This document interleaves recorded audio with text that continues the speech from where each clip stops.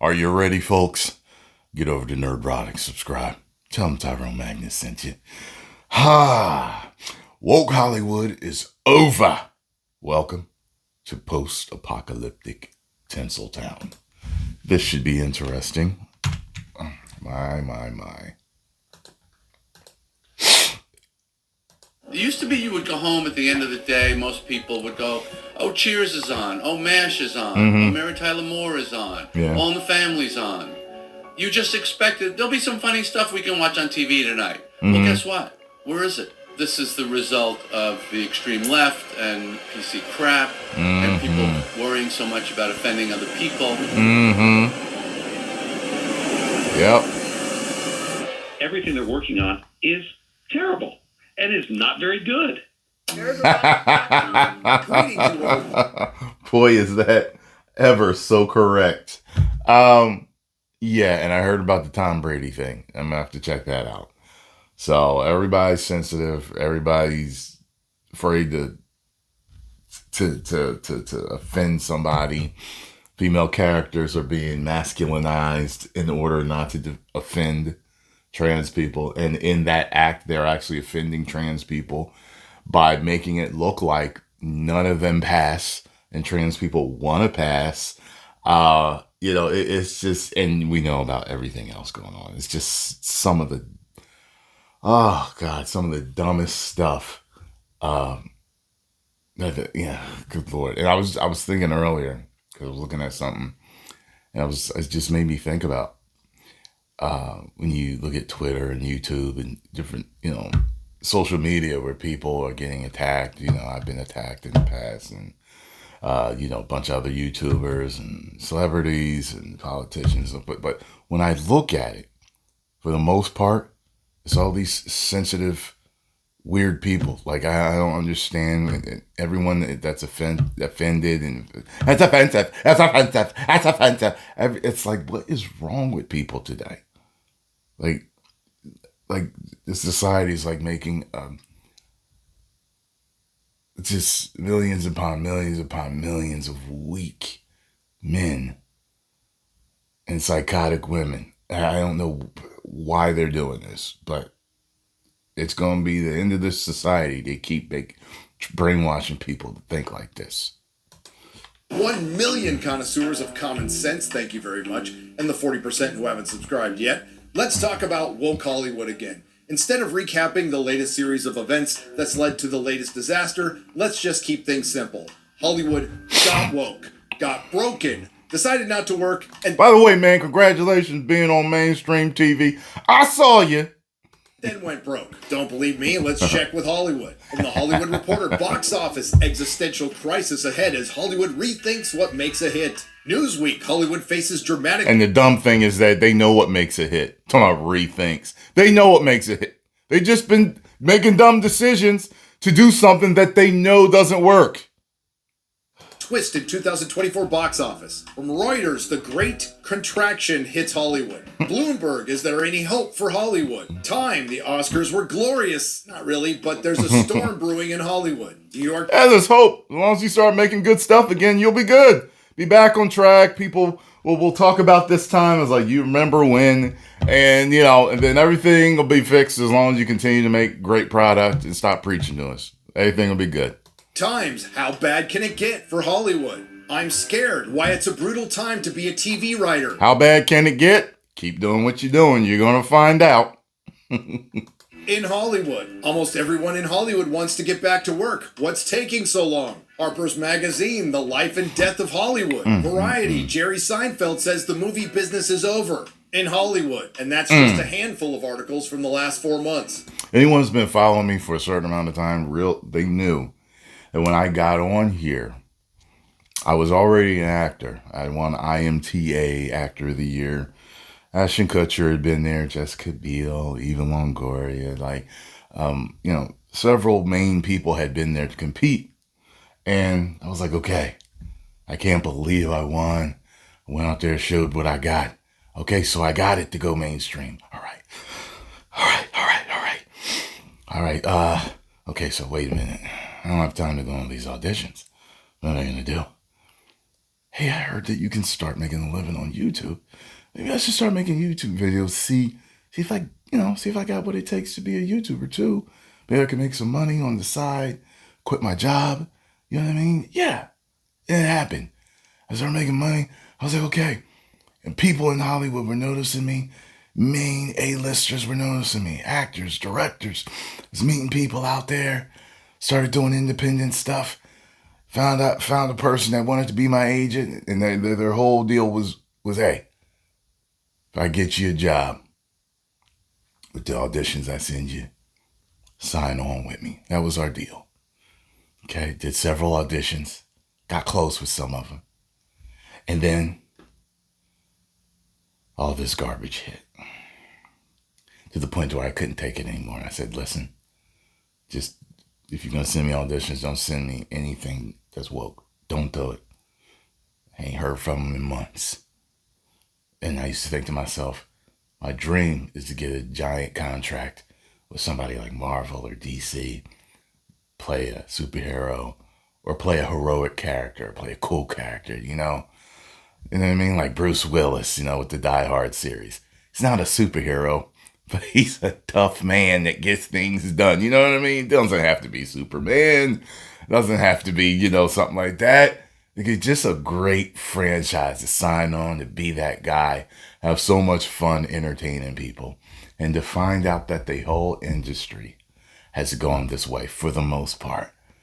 And it's like, oh God, what if I had have blown up and made it? They tell you in success, when you're kind of crafting your future, manifesting your future, and you're doing these things, that your success will happen, but it won't happen the way you thought it would. And there's a lot of times where you want that job. You want that girl. You want that business deal. You want it so bad and you don't get it. And you feel like everything you've been doing was wrong. You feel like you did things wrong. However, what you find out is that things were working out in your benefit because you were going to be a part of something or be involved in something that could hurt you in some form or fashion. This totally coincides with something that happened to me when I used to work for this security company selling security systems. I wanted to be manager so bad. I was trending toward it was going to be my first 6-figure year. I remember that. I looked at my numbers and I was like, okay, if I stay on this path, I will make $133,000. This will be my first 6-figure year. It did not end up being, because I left because of they changed their policies. It was ridiculous how they were treating us. My first 6-figure year was with YouTube, but that was later. So I interviewed for the manager and I didn't get it. And I was pissed. So new guy comes in. He got the managerial position, right? So I got kind of close with him. We would talk and stuff. He was a cool guy, nothing against him. Then my girlfriend at the time also worked with me. I helped train her and get her up to speed with a lot of stuff in her mindset for business, in her mindset for success, in her mindset to this. She was already really, she was very organized. She was a very good business person, but I helped kind of take her to the next level with that. She got offered managerial and actually got it. And I was like, what? And I was like, I trained her. How in the hell? How? She came to me and she told me, though, that she was like, I was like, go ahead. I was like, what's going on, babe? She didn't want to take it. And I was like, why? You know what I mean? Like, she didn't know that. I was like, how'd you get it? And I never even said anything to her.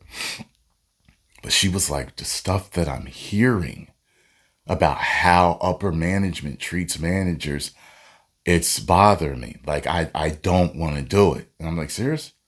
At the same time, that other manager is telling me what he has to deal with being a manager. Just in normal conversation. And you take a pay cut. So there's plenty of salespeople that were making more money than the managers. I was like, no, I want to make more money, not less, for more responsibility.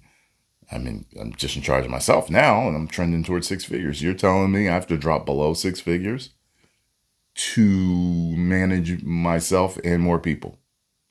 You're insane. Needless to say, something I was so gung-ho about, so driven. I wanted it so bad I could taste it. I was moving up in corporate America. I didn't get it for a reason.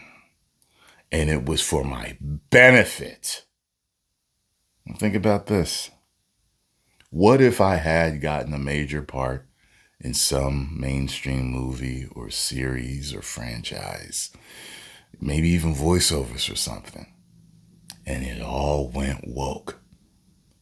I could possibly either be stuck in a contract and have to perform or get sued into the ground, or I would just leave and be jobless. See? However, on YouTube, I can be myself, voice my opinion, and I'm fine. See what I'm saying? That's what I mean. Yeah, I didn't bust into mainstream Hollywood, but do you know how happy I am that I didn't? I would have betrayed myself and the fans. Oh my God. So if they ever unwoke themselves, I will be happy to join and give all that I got to make the greatest entertainment that I can and please the fans and my soul. I know that was a rant, but that needed to be said. You up to speed? Good, because we are well into post-apocalyptic woke Hollywood. Over the last few years, I seem to recall a lot of us saying that this party would end, and it has. And as a grateful recovering addict, I'm very familiar with the defense mechanisms you're about to hear, which include, but are not limited to, denial, rationalization, and projection. If memory serves, a lot of people within the industry, including a lot of comedians, were warning that this whole PC thing is a bit of a slippery slope. And one of the biggest warning signs that Tinseltown's ecosystem was about to collapse is how it affected comedy. It used to be you would go home at the end of the day, most people would go, oh, Cheers is on, oh, MASH is on, oh, Mary Tyler Moore is on, All in the Family's on. You just expected, there'll be some funny stuff we can watch on TV today. Yeah. Well, guess what? Where is it? This is the result of the extreme left and PC. Or some good stuff. Period. There was always something good. Crap, and people worrying so much about offending other people. Now, that correct and obvious statement blew up across the internet over the last 72 hours. And to state the obvious, the reason it's being cheered on across the internet is because we need more people from within the industry to call out the industry if anything's going to change. But it also led to comedy aficionado Stuart Heritage, pictured here from The Guardian, to retort. No, Jerry Seinfeld, the extreme left hasn't killed comedy.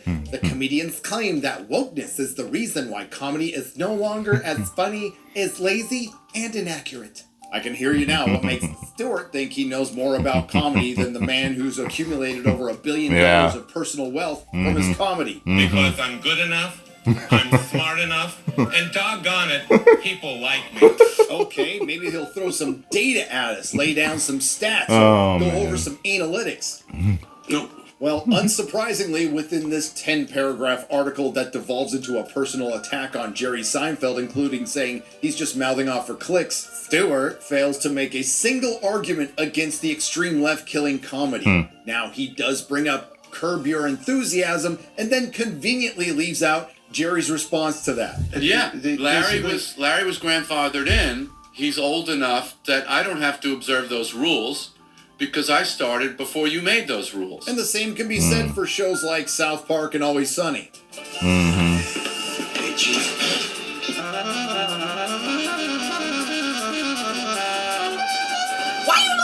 stupid. I'm just playing.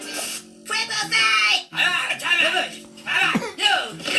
What's going on? Some kind of gay pride rally. What the hell? Dude, that's not a digital sports watch. Hey, it looks like one of those Ethiopians. What's your name, dude? Oh, Bobby. I think he said his name is Marvin. Yeah, David Marvin. But I have an example that comedy has been completely murdered in Hollywood, and all I had to do was a simple Google search. Anyone But You, a very mid rom-com released last Christmas, but I could think of a couple of reasons why it was successful. Nice rack.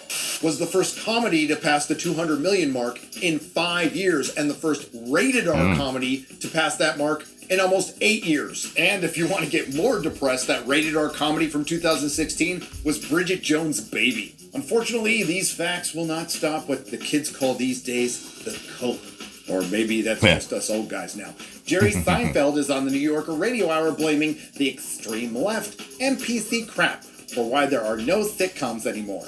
Not streamers or any systematic reasons that we just saw play out with the WGA strike, and we'll get to that. Just the wokes won't let us make comedy anymore. Absolute brain rot.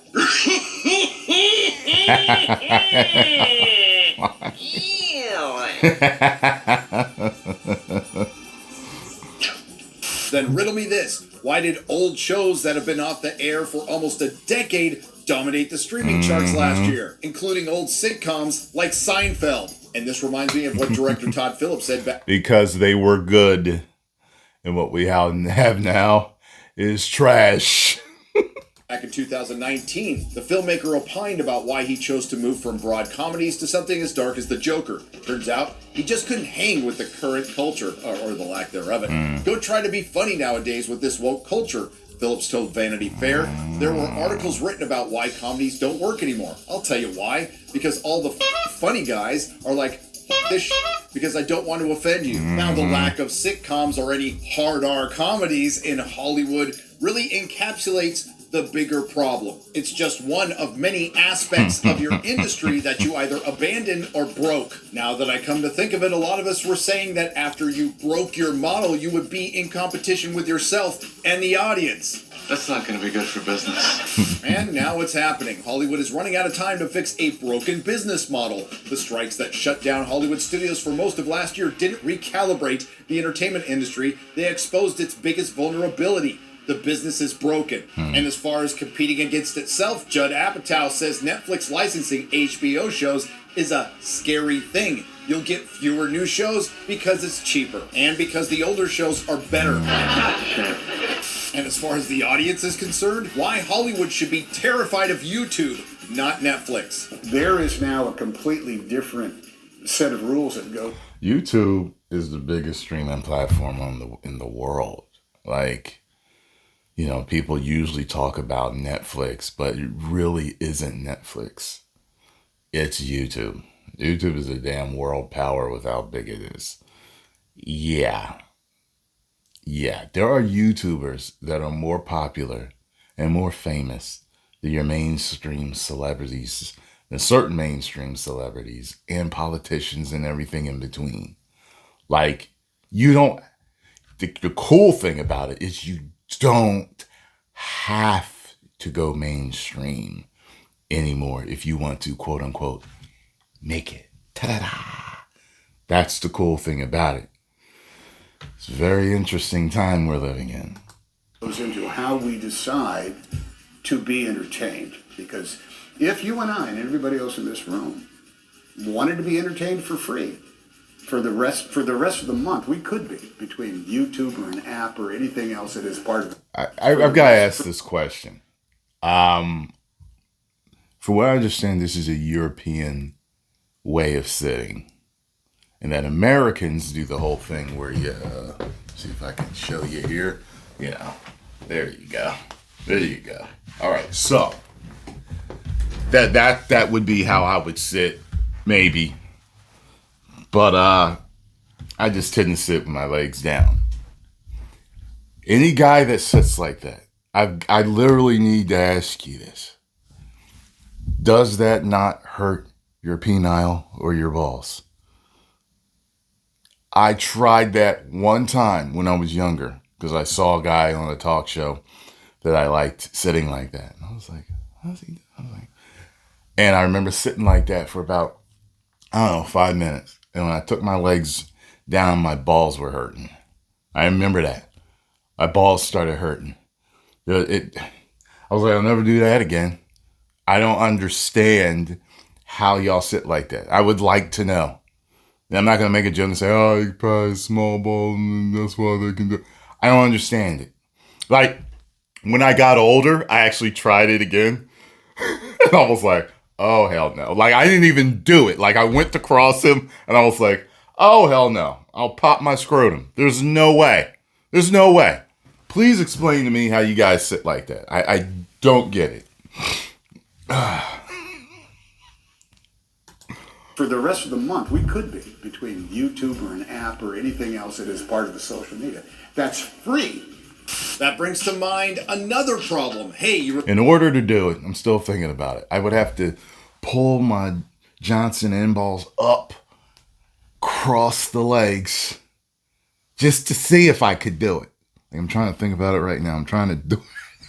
Oh, no. It would hurt. I don't know. It must be certain men can do it and certain men can't. It just must be how you're shaped down there. Remember those beloved franchises that you paid billions of dollars for those built-in audiences that you decided to piss off and blame for your mistakes? Well, we tried to warn you. You, big fella, you've managed to piss off every single one of them. That was the plan. Not a great plan. And now there's a graveyard filled with franchises in various stages of failed reanimation, including but not limited to Star Wars, Star Trek, Doctor Who, the DCEU, The Witcher, Willow, Wheel of Time, National Treasure, Halo, Ghostbusters, Terminator, and The Rings of Power. But let's just pick the latest, Disney Marvel. Now that we're 5 years into the MCU, where the general audience is completely sick of it, but apparently I knew we was going to get here. Disney Marvel isn't, and now that it's safe to criticize Disney, there's no shortage of articles lamenting Marvel's failure. Big difference is they're not saying you're toxic. This time, no, they're just saying you're retarded. Avengers directors say Marvel's recent problems aren't due to superhero fatigue, but a big generational divide about how you consume media. Disagree! Wait, let's hear what they have to say. Marvel had a rough 2023 with 2 flops, Ant-Man and the Wasp: Quantumania, and the Marvels. Speaking recently to Games Radar, the director said that Marvel's current issues boil down to the changes in how people absorb media. It's a Hollywood-wide issue, not just a Marvel one. There I agree. Joe Russo said, I think we're in a transitional period, you ain't lying, and people don't know quite yet how they're going to receive stories moving forward, or what kind of stories they're going to want. No, the audience wants the same stories they've always wanted. Good ones, and you are not providing them. That's right. By the way, that's the royal you. Joe Russo noted that the new generation of moviegoers communicates largely through memes and headlines.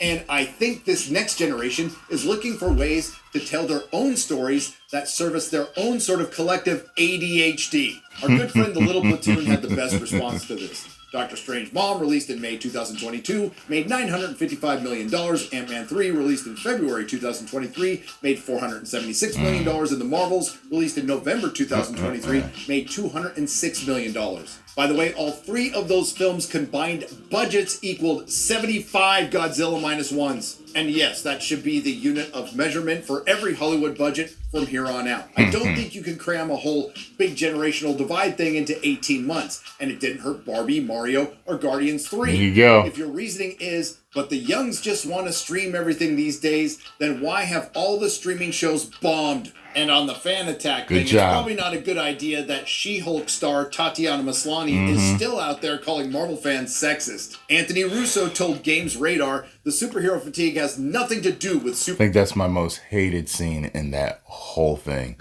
that whole twerking thing. I mean, you know, I don't like ratchet women in the first place. So if that's all you do, all that sexy red stuff, that's, you know, that ratchetness needs to go. It's just like being a thug. It don't never get you nowhere. You know what I mean? And or it gets you paid to sell that garbage to your people. You know what I mean? No, absolutely not. Distasteful. Superheroes in particular, it's just fatigue in general. You're absolutely right. It's an overall fatigue Bad writing fatigue, bad acting fatigue, bad producing fatigue, bad directing fatigue, bad CGI fatigue, bad catering fatigue, all fueling the woke Hollywood fatigue. Oh, and there's a marinara-sized divide, but it's not generational. It's between the audience and Hollywood. Yes. It is really huge.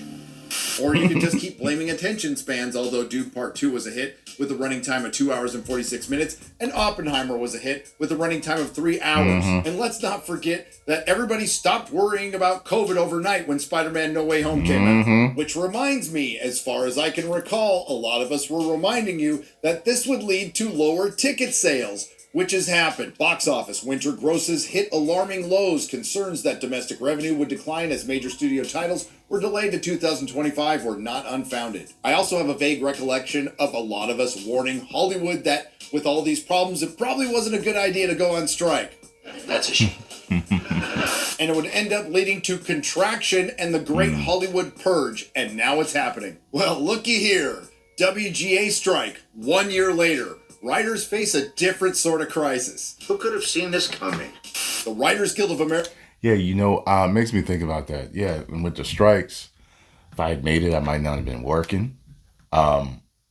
There is a YouTuber that I know personally who did a show, and I noticed that they disappeared off of YouTube, and they told me that they were paid a certain amount, but they were told that they weren't allowed to do any videos on YouTube to do the show. And I was like, whoa, wait a minute now. See what I'm saying?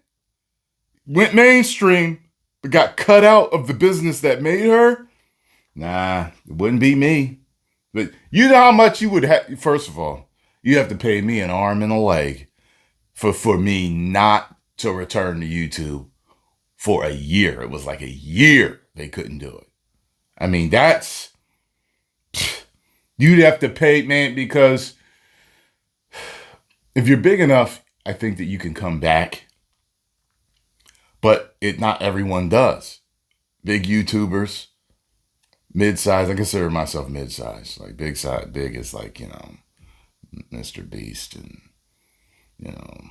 MKBHD, Mr. Who's the Boss, all those big guys, I know that Mr. Beast is in a stratosphere by himself, but you know what I'm saying? It's like that top 1% that's like, but, like some of these guys could probably leave and come back and be, you know what I mean? Fine. You see Corey Kenshin, he'll leave for a while and come back and he goes viral immediately. Like that's crazy that you can do that. But mid-size to lower tier, you know what I mean? Like I'm mid-size, got a couple of million all together with all three of my channels and over 1 billion views, and then that's good. But I don't know if I could survive leaving for a year and coming back and be able to continue my channel and start making the money that I make now. I don't know if I could do that. You know what I'm saying? So that would have been another problem, or could have been another problem with going mainstream. Oh, you can't do this, you can't do that because you work with us now.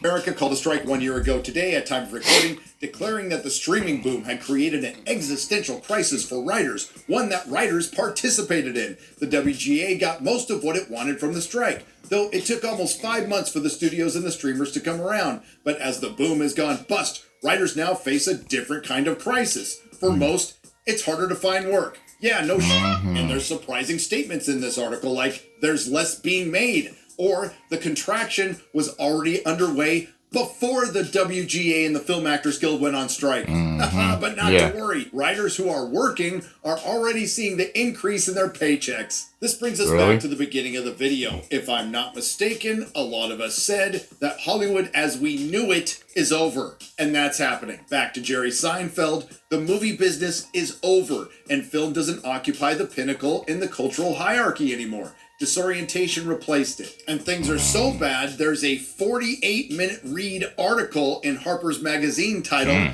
The Life and Death of Hollywood. Film and television writers face an existential threat. I'll sum it up for you. They're fucked. We are fucked. But it's not like the access media isn't trying to offer up some solutions. The Harper's article asks, what is to be done? The most direct solution would be government intervention. The government could also increase competition directly by funding more public film and television. And it would establish a universal basic income for artists and writers. No offense, but it sounds like some comic gobbledygook. Or maybe Hollywood isn't woke enough. Hollywood forfeits up to $30 billion every year because of racial inequity. Over 3 reports, McKinsey, the same one that's connected to Enron, has tallied up the entertainment industry's opportunity cost of continuing to diminish Black, Latino, and Asian Pacific Islander colleagues and audiences. It's easy, you're. That's offensive. It's not! Now, I definitely remember a lot of us, for years, warning Hollywood about the one thing the mainstream access media will not write articles on. The foundation of sand this was all built on. The slavish and now contractually obligated adherence to the message. This is the result of the extreme left and PC crap and people worrying so much about offending other people. Yep. Now they're going to see stand-up comics because we are not policed by anyone. The audience polices us. We know when we're off track. We know instantly, and we adjust to it instantly. But when you write a script and it goes into 4 or 5 different hands, committees, groups, here's our thought about this joke, well, that's the end of your comedy. And with what Seinfeld just said right there, you could replace the word comedy with TV show, film, or industry. Yeah. But let's look on the bright side. 2024 won't be as bad as the year of the flopbuster where Disney dominated with 4 of the 5 biggest bombs of 2023. Because thanks to the strike, while there still will be some crap, there won't be as much of it. And maybe the adult pretenders who work in Hollywood won't put out fire with gasoline by repeating the same cringe from the last election year. Never mind. Now, as what's left of whoever's working Mark in Hollywood Hamill. and the audience emerges from their bomb shelters to wander the post-apocalyptic woke Hollywood wasteland. He was trending that's the other current day. Year, yes, we will find the occasional oasis of The Gentleman or House of the Dragon or Dune Part 2. But unfortunately, those will be brief yet very welcome interruptions between avoiding holdovers fleeting. like The American Society of Magical Negroes. and mutant zombie franchises like Madam Web and Thelma. That'll make everyone want to go back to the vault. But at least the audience has the opportunity to take the advice of new Disney's Doctor Who star Ncuti Gatwa and touch grass. Nerderotic.com. If you like what you heard, please like, share, and subscribe. If you didn't like what you heard, I thank you for listening this long. I will see you in the next video. See you later, Nerdrotic. Oh, man. Oh, God. Maybe 2025, 2026. We'll finally have some full relief. That's what I'm thinking. 2025, 2026. This whole dark cloud will be over. Oh, boy. Post comments down below. Let me know what you all think. If you enjoyed my reaction and thoughts, hit the like button, subscribe, and share.